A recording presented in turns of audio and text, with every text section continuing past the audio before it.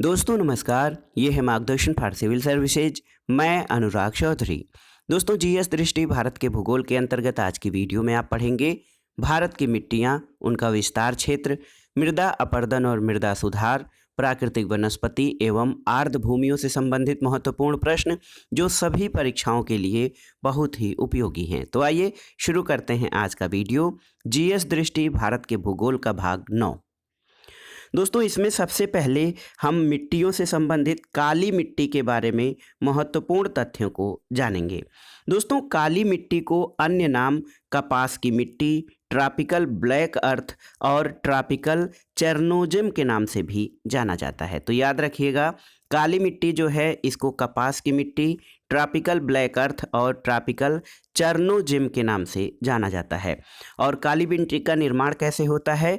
दोस्तों काली मिट्टी जो है इसका निर्माण बेसाल्ट लावा के अपक्षय और अपरदन के कारण होता है। इसका विस्तार क्षेत्र क्या है? तो देखिए, काली मिट्टी का जो विस्तार क्षेत्र है ये दक्कन ट्रैप के ऊपरी भाग, जिसमें महाराष्ट्र, मध्य प्रदेश, गुजरात, तेलंगाना, आंध्र प्रदेश और कर्नाटक हैं। तो देखिए बहुत बड़ा विस्तार है इसका। दक्कन ट्रैप के उत्तरी भाग में, ऊपरी भाग में महाराष्ट्र, मध्य प्रदेश, गुजरात, तेलंगाना, आंध्र प्रदेश और कर्नाटक में काली मिट्टी का विस्तार पाया जाता है। और देश के कुल भौगोलिक क्षेत्रफल के 5.46 लाख वर्ग किलोमीटर क्षेत्रफल पर काली मिट्टी का विस्तार पाया जाता है। काली मिट्टी की विशेषताएं क्या हैं? दोस्तों काली मिट्टी लोहा, चूना, कैल्शियम, पोटास, एल्यूमिनियम और मैग्नीशियम कार्बोनेट की इसमें अधिकता होती है। इसके अलावा जो काली मिट्टी की एक कमी है वो ये कि इसमें नाइट्रोजन, फास्फोरस और जैविक पदार्थों की कमी होती है। एक प्रश्न ये पूछा जा सकता है कि काली मिट्टी का काला रंग क्यों होता है? तो ये देखिए, टिटेनी फेरस मैग्नेटाइट और जीवांश की उपस्थिति के कारण। देखिए काली मिट्टी का रंग काला टिटेनी फेरस मैग्नेटाइट और जीवांश की उपस्थिति के कारण इसका रंग काला होता है। परीक्षा दृष्टि के लिए देख लेते हैं कुछ प्रश्नों को। कपास की मिट्टी के लिए सर्वाधिक उपयुक्त मिट्टी क्या है? काली मिट्टी है। झारखंड में काली मिट्टी पाई जाती है, राजमहल पहाड़ी प्रदेश में। लावा मिट्टियां कहाँ पाई जाती हैं? दोस्तों मालवा पठार में। स्वतः जुताई वाली मिट्टी किसे कहा जाता है? काली मिट्टी को। रेगुर मिट्टी सर्वाधिक कहाँ पाई जाती है? तो महाराष्ट्र में। नमी धारण करने की उच्च क्षमता वाली मृदा कौन सी है? ये काली मृदा है। काली मृदा नमी धारण करने की उच्च क्षमता रखती है। दोस्तों क्रेब्स एक विचारक हैं। क्रेब्स के अनुसार रेगुर मिट्टी अनिवार्यतः क्या है? तो ये एक परिपक्व मिट्टी है। टैपियोका और काजू की अच्छी उपज किस प्रकार की मिट्टी में होती है? तो ये लैटराइट मिट्टी में होती है। लैटराइट मिट्टी के लाल रंग होने का कारण क्या है? तो लौह ऑक्साइड यानी फेरिक ऑक्साइड दोस्तों लैटराइट मिट्टी के लाल रंग होने का कारण है। देखिए इसी से संबंधित अगला प्रश्न भी है कि वह मिट्टी जो लोहे के अतिरिक्त या अधिकता होने के कारण अनुर्वर होती जा रही है, तो ये लैटराइट मिट्टी है। और वह मिट्टी जो भीगने पर मक्खन की भांति मुलायम लेकिन सूखने पर अधिक कड़ी और ढेलेदार हो जाती है, वो है लैटराइट मिट्टी। आइए देख लेते हैं दोस्तों भारत में जो काली मिट्टी का विस्तार क्षेत्र है वो कितना है। तो इस चित्र के माध्यम से जो काली मिट्टी का क्षेत्र है आप देख सकते हैं, दक्कन ट्रैप के ऊपरी भाग में इसमें आपका महाराष्ट्र, मध्य प्रदेश, गुजरात, महाराष्ट्र, कर्नाटक और दोस्तों तेलंगाना का कुछ हिस्सा इसमें शामिल है। और ये काली मिट्टी का विस्तार क्षेत्र इस चित्र के द्वारा आप समझ सकते हैं। लैटराइट मिट्टी, दोस्तों लैटराइट मिट्टी के बारे में कुछ विशिष्ट तथ्यों को देख लेते हैं। इसका सबसे पहले अध्ययन 1905 में बुकानन के द्वारा किया गया था। और शब्दार्थ की दृष्टि से लैटिन भाषा के लैटर यानी ईंट से इसकी उत्पत्ति हुई है। और लैटराइट मिट्टी उष्णकटिबंधीय जलवायु प्रदेश की विशिष्ट मिट्टी है दोस्तों। इसका निर्माण तीव्र निक्षालन के फलस्वरूप होता है और इसका कारण ये है कि उष्णकटिबंधीय भारी वर्षा के कारण जो निक्षालन होता है उसी से लैटराइट मिट्टी का निर्माण होता है। दोस्तों उर्वरता जो है लैटराइट मिट्टी की वो निम्न स्तर की होती है और आर्द्र प्रदेशों की अपक्षालित मृदा का उदाहरण है। लैटराइट मृदा में कौन से खनिज तत्व पाए जाते हैं? तो दोस्तों देखिए, लौह ऑक्साइड और एल्यूमिनियम ऑक्साइड की प्रचुरता होती है।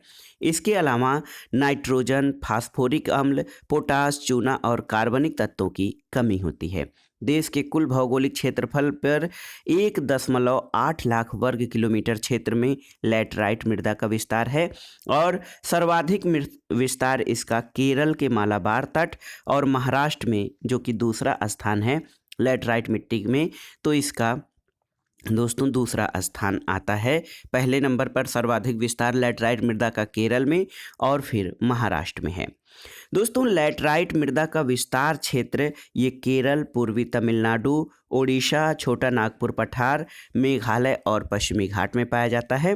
तो ये आप आगे मैप के माध्यम से भी देख सकते हैं। अब आइए देखते हैं दोस्तों दोमट या जलोढ़ मिट्टी के बारे में, जो महत्वपूर्ण तथ्य हैं उनके संबंध में। देखिए दोस्तों, दोमट मिट्टी या जलोढ़ मिट्टी दो प्रकार की होती है। नवीन जलोढ़, जिसको खादर कहते हैं, इसकी जल धारण क्षमता अधिक होती है और इसकी प्रकृति ये है कि ये सदैव उर्वर होती है। नदी के बाढ़ का मैदानी क्षेत्र नवीन जलोढ़ या खादर मृदा कहलाता है। प्राचीन जलोढ़ या बांगर मृदा क्या है? तो दोस्तों इसकी प्रकृति कम उर्वर होती है और इसमें निर्मित उर्वरकों की आवश्यकता होती है। तो खादर और बांगर मृदा में पहला अंतर क्या है कि नवीन जलोढ़ को खादर कहते हैं और प्राचीन जलोढ़ को दोस्तों बांगर कहते हैं। नवीन जलोढ़ जो है ये उर्वर होता है और इसमें बहुत अधिक उर्वरकों की आवश्यकता नहीं होती है, जबकि प्राचीन जलोढ़ में जो है ये कम उर्वर होता है और इसमें नियमित उर्वरकों की आवश्यकता भी पड़ती है और लवणता और क्षारीयता की दृष्टि से अत्यधिक रेह का जमाव होता है और रंग इसका यानी प्राचीन जलोढ़ या बांगर का रंग गहरा पीला होता है। भाबर किसे कहते हैं दोस्तों भाबर जो है इसका विस्तार शिवालिक के गिरिपदीय क्षेत्र में होता है। इसमें नाइट्रोजन और जैविक पदार्थों की प्रचुरता होती है और फास्फेट की अल्पता यानी फास्फेट की कमी होती है भाबर मृदा में। देखिए भारत में लैटराइट मृदा का क्षेत्र जो हमने अभी यहाँ पर पढ़ा था कि लैटराइट मृदा का विस्तार क्षेत्र कहाँ पर है? केरल, पूर्वी तमिलनाडु, ओडिशा, छोटा नागपुर पठार, मेघालय और पश्चिमी घाट। तो यहाँ पर इस जो मैप में यहीं पे दिया गया है केरल, तमिलनाडु, उसके बाद दोस्तों मेघालय के कुछ क्षेत्रों में और यहाँ पर तटीय क्षेत्रों में ओडिशा आदि में इसका विस्तार लैटराइट मिट्टी का विस्तार है। केरल और तमिलनाडु में इसके अलावा कुछ महाराष्ट्र के हिस्सों में भी इसका विस्तार पाया जाता है। दोमट या जलोढ़ मिट्टी के बारे में आइए जानते हैं। दोस्तों जलोढ़ मृदा के बारे में इसकी परिभाषा ये है कि नदियों के द्वारा लाई गई मिट्टी जलोढ़ मिट्टी है और ये लगभग देश के 11 लाख वर्ग किलोमीटर यानी 33.5% भाग पर विस्तृत है और पंजाब से असम तक मैदानी भाग, नर्मदा, ताप्ती, महानदी, गोदावरी, कृष्णा और कावेरी घाटियों तक दोमट या जलोढ़ मिट्टी का विस्तार पाया जाता है। दोस्तों दोमट मृदा का निर्माण जो है ये हिमालयी और प्रायद्वीपीय नदियों के द्वारा लाए गए अवसादों और अपसारी सागर द्वारा छोड़े गए गाद से होता है और इसका रंग जो है देखिए रंग हल्के धूसर से भस्मी धूसर के बीच होता है और रेतीली से गाढ़ी दोमट के बीच इसकी सघनता होती है। खनिज तत्वों की दृष्टि से इसमें पोटास, फास्फोरिक एसिड, चूना और जैव पदार्थों की अधिकता होती है, जबकि नाइट्रोजन और ह्यूमस की अल्पता जो है जलोढ़ या दोमट मृदा में होती है। जलोढ़ मृदा में कौन सी फसलें उगाई जाती हैं? प्रमुख फसलें चावल, गेहूं, गन्ना, जूट, कपास, मक्का, तिलहन और फल और सब्जियां ये दोमट मृदा में आसानी से उपजाई जाती हैं और नवीन जलोढ़ या खादर, प्राचीन जलोढ़ या बांगर और भावर यानी जलोढ़ मृदा 3 प्रकार का इसका वर्गीकरण या विभाजन किया गया है। नवीन जलोढ़ जिसको खादर कहते हैं, प्राचीन जलोढ़ जिसको बांगर कहते हैं और तीसरा प्रकार है भाबर। कुछ परिक्षोपयोगी तथ्यों को, इम्पॉर्टेंट तथ्यों को देखते हैं।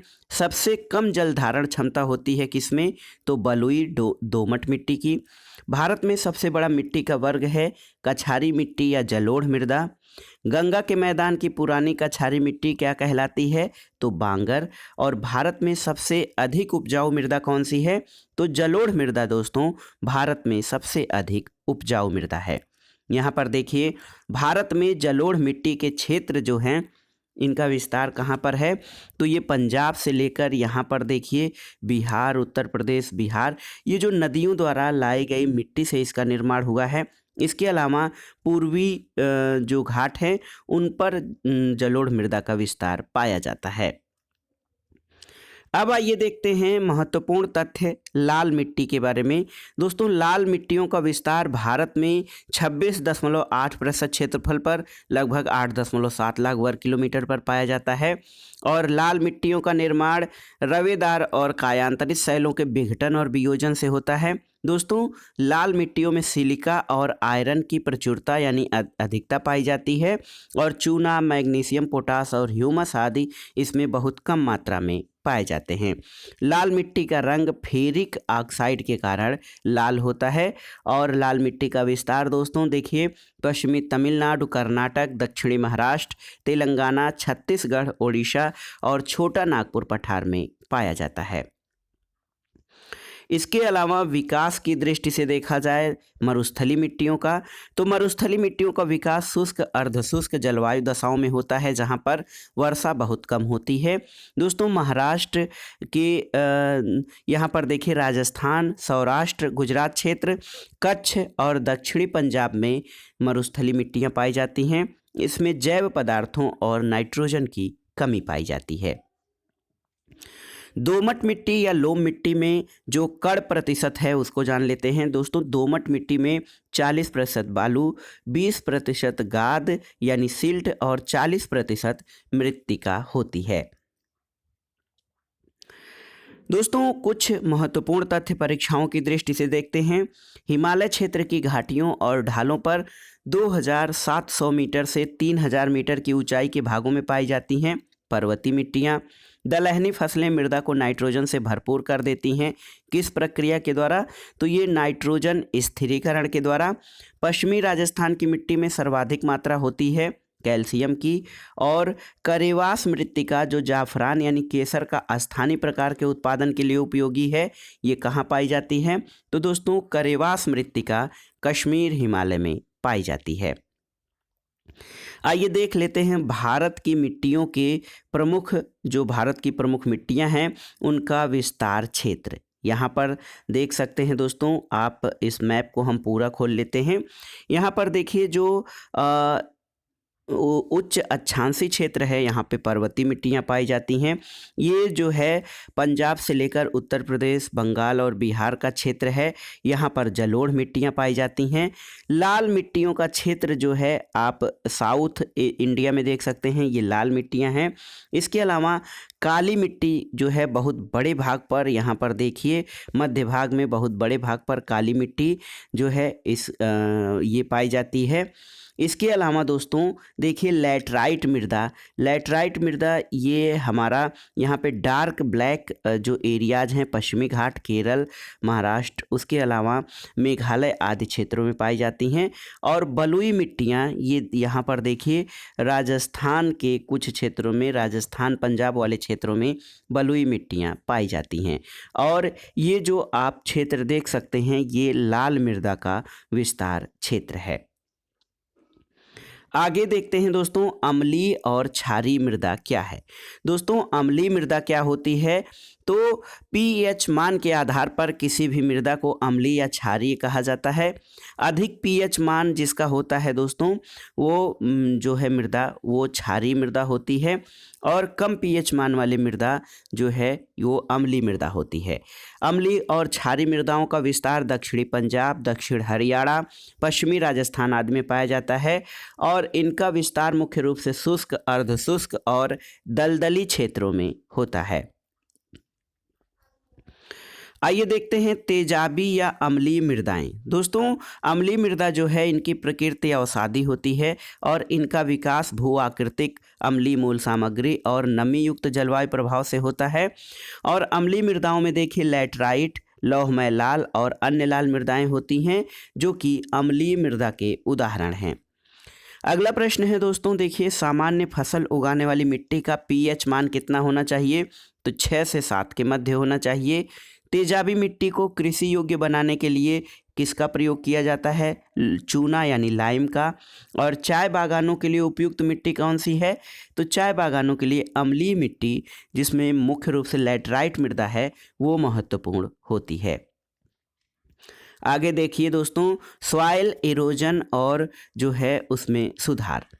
दोस्तों, प्राकृतिक कारकों जैसे जल, वायु, पवन आदि के द्वारा मिट्टी के ऊपरी आवरण का क्रमिक कटाव, इसको मृदा अपरदन कहा जाता है। मृदा अपरदन के अगर जो हम प्रमुख कारकों की या कारणों की बात करें तो इसमें निर्वनीकरण यानी वनों का कटाना और अत्यधिक पशुओं का चराना, झूम कृषि, अवैज्ञानिक कृषि पद्धति और अंधाधुंध खनन, ये मृदा अपरदन के मुख्य कारक हैं। मृदा अपरदन से जो भारत का सर्वाधिक प्रभावित क्षेत्र है उसमें गंगा, चंबल और यमुना नदियों का जो क्षेत्र है, इसके अलावा पश्चिमी हिमालय के गिरिपदीय क्षेत्र जिसमें महाराष्ट्र में काली मिट्टी का क्षेत्र, हरियाणा, राजस्थान और गुजरात का शुष्क क्षेत्र है, ये मृदा अपरदन से सर्वाधिक प्रभावित है। इस ग्राफ में आपको इस चित्र में मृदा अपरदन के प्रक्रिया का क्रमिक वर्णन दिया गया है। तो इसको समझने का प्रयास करते हैं कि मृदा अपरदन हमारा किस प्रकार से होता है। देखिए दोस्तों, सबसे पहले क्या होता है, वर्षा। मृदा अपरदन क्या कहते हैं? शीट एरोजन, मिट्टी का जल के साथ बह जाना। और ये किस कारण होता है? आसफाल यानी बूंदाघात के कारण होता है। जब वर्षा की बूंदों का मृदा की ऊपरी परतों के प्रहार से मृदा कणों का पृथक्करण होता है तो परत अपरदन होता है और वर्षा के जल के साथ मिट्टी बह जाती है। रिल अपरदन तो दोस्तों मिट्टी में छोटी छोटी कम गहरी नालियां बन जाती हैं और उनके द्वारा मृदा का अपरदन होता है। गली इरोजन या अवनलिका अपरदन, ये रिल अपरदन की नालियों जब बड़ी हो जाती हैं तो उसको अवनलिका अपरदन कहते हैं। दोस्तों, इसके अलावा धारा चैनल अपरदन या स्ट्रीम चैनल इरोजन जो होता है उसमें जल का एक मोटी धारा के रूप में प्रवाहित होना और जब तक चैनल को अपरदित कर एक स्थिर ढाल प्राप्त न कर लें तो इसको धारा चैनल अपरदन कहा जाता है। और बूंदाघात अपरदन आप जान गए हैं, जब वर्षा की बूंदें बहुत तेजी से गिरती हैं तो ऊपरी परत को काट देती हैं। कुछ परीक्षोपयोगी अन्य तथ्यों को देख लेते हैं दोस्तों। भारत में चंबल घाटी क्षेत्र में खोह खड्डों के निर्माण किस कारण हुआ है? अवनलिका अपरदन से। भारत में मृदा अपक्षय समस्या किससे संबंधित है? वनोन्मूलन से। और मृदा अपरदन को किस प्रकार से रोका जा सकता है? तो वनों को रोपण करके यानी वनों को लगाकर, अत्यधिक चारण और स्थानांतरित कृषि पर रोक लगाकर, और इसके अलावा मेड़बंदी द्वारा दोस्तों मृदा अपरदन को रोका जा सकता है। दोस्तों, मिट्टी की क्षारीयता को बदलने और खारेपन को हटाने के लिए किसका प्रयोग किया जाता है? तो अम्लीयता को बदलने के लिए चूना यानी लाइम का प्रयोग किया जाता है और क्षारीयता को हटाने के लिए जिप्सम यानी कैल्शियम सल्फेट का प्रयोग किया जाता है। लवणीय मृदा के निर्माण की अधिकता का कारण क्या है? तो दोस्तों मिट्टी में सोडियम और मैग्नीशियम की अधिकता जब होती है तो लवणीय मृदा का निर्माण होता है। लवणीयता से अधिक प्रभावित राज्य कौन सा है? तो ये हमारा गुजरात राज्य है।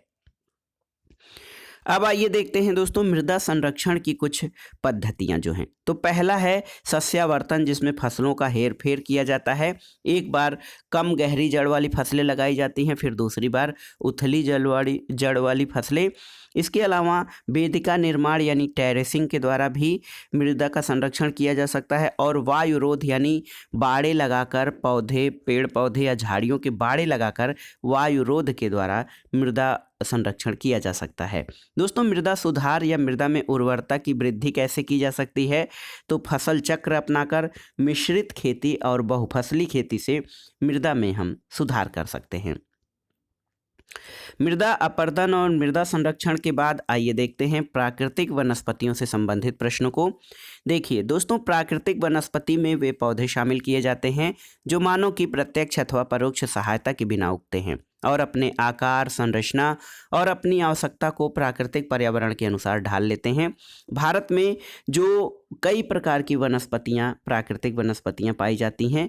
देखिए, वनों के प्रकार में अगर जो हम भारत में देखें तो भौगोलिक तत्वों पर निर्भरता है वनों के लिए। वर्षा, तापमान, आर्द्रता, मिट्टी, समुद्र तल से ऊंचाई और भूगर्भिक संरचना के आधार पर वन कई प्रकार के होते हैं। देखिए, भारत में वनों का वर्गीकरण किस प्रकार से किया जा सकता है। उष्णकटिबंधीय सदाबहार वन और अर्ध सदाबहार वन, उष्णकटिबंधीय पर्णपाती वन, उष्णकटिबंधीय कटीले वन, वेलांचली और अनूप वन और इसके अलावा पर्वतीय वन, ये भारत में वनों के प्रमुख प्रकार हैं। सबसे पहले हम दोस्तों भारत में प्राकृतिक वनस्पति के अंतर्गत उष्णकटिबंधीय सदाबहार वन और अर्ध सदाबहार वन के बारे में जानेंगे। देखिए दोस्तों, इसकी अवस्थिति जो है उष्णकटिबंधीय सदाबहार वन, ये अत्यधिक आर्द्र और उष्ण भाग में उगते हैं। सापेक्षिक आर्द्रता यहाँ 70% से अधिक होती है। और दोस्तों, उष्णकटिबंधीय वनों की जो प्रकृति होती है ये अत्यधिक सघन और ऊंचे होते हैं। ऐसे क्षेत्रों में जहाँ वर्षा 200 सेंटीमीटर से अधिक होती है वहाँ उष्णकटिबंधीय वर्षा वन पाए जाते हैं। दोस्तों, उष्णकटिबंधीय वनों में मुख्य रूप से सिनकोना, रबर, महोगनी, एबोनी यानी आबनूस, नारियल, बांस और आयरनवुड पाए जाते हैं। इसके अलावा इसका विस्तार क्षेत्र दोस्तों उष्णकटिबंधीय सदाबहार वन असम, केरल, पश्चिम बंगाल, मेघालय, त्रिपुरा, मणिपुर, मिजोरम, अंडमान निकोबार द्वीप समूह और पश्चिमी तटीय मैदान जहां वर्षा बहुत अधिक होती है यानी आर्द्रता के साथ साथ यहाँ तापमान भी अधिक होता है, वहां पर इनका विस्तार पाया जाता है। और दोस्तों, औसत वर्षा 200 सेंटीमीटर और तापमान 22 सेल्सियस से अधिक जहां पर होता है वहां पर उष्णकटिबंधीय सदाबहार वन पाए जाते हैं। भारत में प्राकृतिक वनस्पति जो है इसका चित्रण देखिए, विभिन्न क्षेत्रों में जो प्राकृतिक वनस्पति है उसको किया गया है। इस मैप के माध्यम से आप देख सकते हैं दोस्तों। वेलांचली और अनूप यानी गरान वृक्ष जो समुद्र तटीय क्षेत्रों में पाए जाते हैं। देखिए, इसमें वेलांचली और अनूप वन गुजरात में पाए जाते हैं। इसके अलावा अंडमान निकोबार, लक्षद्वीप और बंगाल की खाड़ी, ओडिशा और दोस्तों यहाँ पर देखिए आंध्र प्रदेश आदि में भी पाए जाते हैं वेलांचली, अनूप वन। इसके अलावा पर्वतीय वन उच्च अक्षांशीय क्षेत्रों में देखिए जम्मू कश्मीर और देखिए यहाँ पर सिक्किम और दोस्तों सिक्किम, असम आदि में पाए जाते हैं। इसके अलावा उष्णकटिबंधीय कांटेदार वन जो हैं ये राजस्थान के कम वर्षा वाले क्षेत्रों में पाए जाते हैं और यहाँ पर देखिए महाराष्ट्र के कुछ हिस्सों में और आंध्र प्रदेश, तेलंगाना के कुछ हिस्सों में पाए जाते हैं। इसके अलावा अगर हम बात करें उष्णकटिबंधीय पर्णपाती वनों की तो ये बहुत बड़े क्षेत्र में उष्णकटिबंधीय पर्णपाती वन इनका विस्तार पाया जाता है।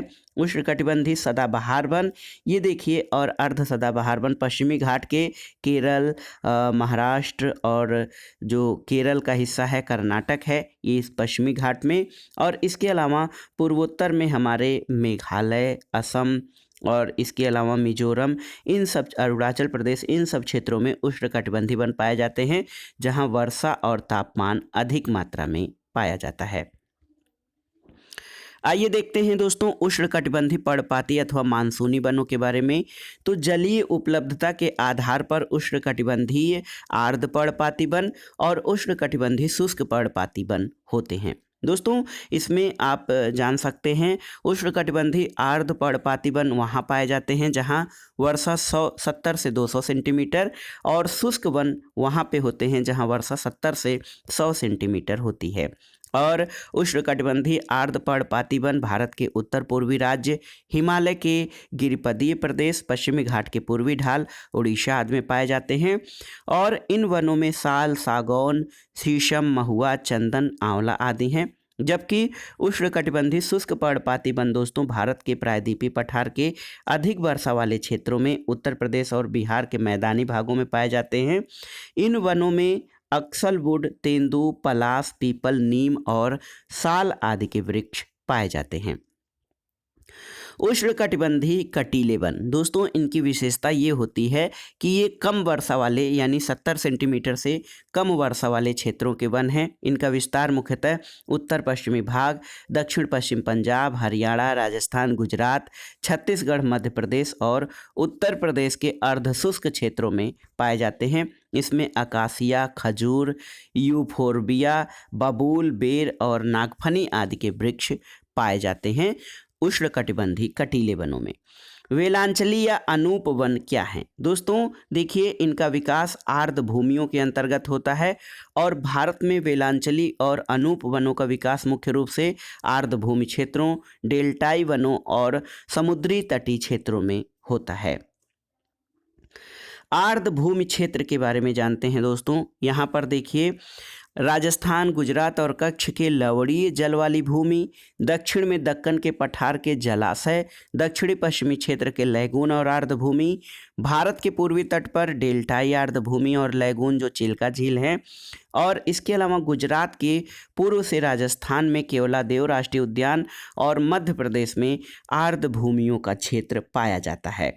दोस्तों देखा जाए, इसके विस्तार की दृष्टि से देखा जाए तो जो आर्द्र भूमियां हैं ये ब्रह्मपुत्र घाटी में बाढ़ के मैदान, उत्तर पूर्व भारत और हिमालयी गिरिपथ प्रदेश में स्थित दलदली और अनूप क्षेत्रों को कहा जाता है। गंगा के मैदानी भाग में स्थित ताजे जल के दलदली क्षेत्र ये भी आर्द्र भूमियों के अंतर्गत हैं। और इसके अलावा अंडमान और निकोबार द्वीप समूह के मैंग्रोव वन और अन्य आर्द्र भूमियाँ जो हैं आर्द्र भूमि क्षेत्र में आती हैं। साथ ही साथ जम्मू कश्मीर और लद्दाख की पर्वतीय झीलें और नदियाँ ये आर्द्र भूमि क्षेत्र के अंतर्गत शामिल हैं। मैंग्रोव वन क्या है दोस्तों? मैंग्रोव वन के बारे में जान लेते हैं। देखिए, एक प्रकार की वनस्पति है और पौधों की जड़ें यहाँ पर जल में डूबी रहती हैं। इनका विकास तटीय क्षेत्र, लवणीय दलदल, ज्वारनदमुख, पंख और मैदानी क्षेत्रों में होता है। Mangrove one Ganga Brahmaputra delta में सुंदरी वृक्ष के रूप में पाए जाते हैं। और दोस्तों इन वनों का विस्तार महानदी, कृष्णा, कावेरी और गोदावरी के डेल्टा क्षेत्रों में पाया जाता है। मैंग्रोव को गरान भी कहा जाता है। कुछ महत्वपूर्ण तथ्यों को जान लेते हैं दोस्तों। यहाँ पर बहुत ही महत्वपूर्ण जो तथ्य हैं परीक्षाओं के लिए। भोजपत्र कहाँ मिलता है? दोस्तों भोजपत्र वृक्ष उच्च अक्षांशीय क्षेत्रों यानी हिमालय में मिलता है। पश्चिमी हिमालय में देवदार के वृक्ष कहाँ पाए जाते हैं? तो 1500 मीटर से अधिक ऊंचाई पर। कत्था बनाने के लिए कौन सी लकड़ी प्रयोग की जाती है? खैर की लकड़ी। जंगल की आग के नाम से किसे जाना जाता है? दोस्तों ढाक, पलास या इसका वानस्पतिक नाम ब्यूटिया मोनोस्पर्मा है, इसको जंगल की आग के रूप में जाना जाता है। उत्तर प्रदेश का राजकीय पुष्प पलास के फूल को घोषित किया गया है। सामाजिक वानिकी में प्रयुक्त बहुउद्देशीय वृक्ष का उदाहरण क्या है? दोस्तों खेजरी का वृक्ष जो है सोशल फॉरेस्ट्री में बहुउद्देशीय वृक्ष का उदाहरण है और इसको मरुस्थल का राजा भी कहा जाता है। विरोजा और तारपीन का तेल बनाने में कौन सा वनोपज लीसा किस वृक्ष से प्राप्त होता है? तो चीड़ वृक्ष से लीसा प्राप्त होता है, जिससे विरोजा और तारपीन बनाया जाता है। कटहल, गूलर, आर्किड और फर्न में से वह पौधा जिसमें फूल नहीं होता? तो दोस्तों फर्न में फूल नहीं होता है। और लास्ट क्वेश्चन है, प्रधानमंत्री द्वारा उत्तरी कोयल नदी पर शिलान्यास किया गया है किसका?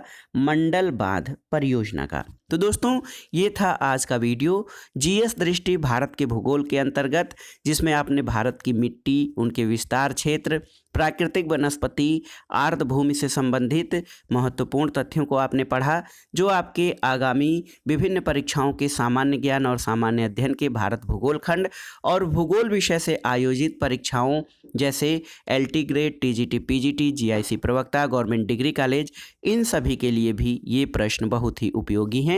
आप इनको तैयार कर लीजिएगा। दोस्तों वीडियो आपको कैसा लगा हमें कमेंट बॉक्स में ज़रूर बताइएगा। वीडियो को लाइक करें, शेयर करें और इस चैनल मार्गदर्शन फॉर सिविल सर्विसेज को सब्सक्राइब करें। वीडियो देखने के लिए धन्यवाद दोस्तों। नमस्कार।